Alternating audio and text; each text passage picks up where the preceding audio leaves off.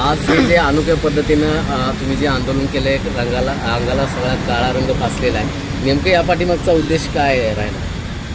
लाठी हल्ल्याचा निषेध म्हणून मी काळं अंगाला लावलोय आणि सगळीकडे भ्रष्टाचार झालाय. कुठे शिल्लक नाही, कानात तोंडात सगळीकडे लावलोय. जीभ मात्र प्रशासनाची शिल्लक आहे तेवढी प्रशासनानं पाळावी. आता जीभ तेवढी आहे ना, तर जीभ जर प्रशासनाची जर काळी झाली तर यांना सगळं सोडावं लागेल आणि जनता हातात घेईल सगळी. त्याची जीभ तेवढी काळी झाली तर कुठंच जागा शिल्लक नाही. सगळीकडे मी काळ केलेलं आहे. हाताच्या तळव्यापासून पायाच्या तळव्यापासून मी काळं केलेलं आहे.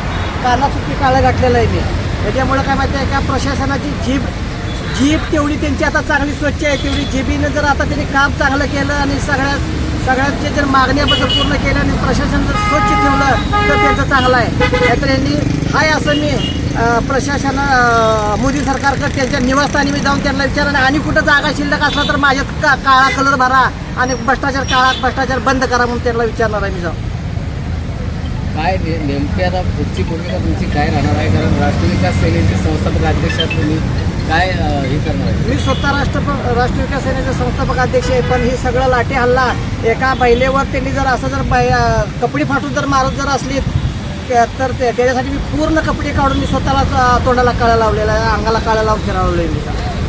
आता काय इशारा नेमका प्रशासन? इशारा काय नाही, मी इशारा एकच दिला आहे की मोदींच्या निवासस्थानी जाऊन की आणि कुठं काळं लावायचं आहे का ते त्यांना विचारायचं राहिलेलं आहे.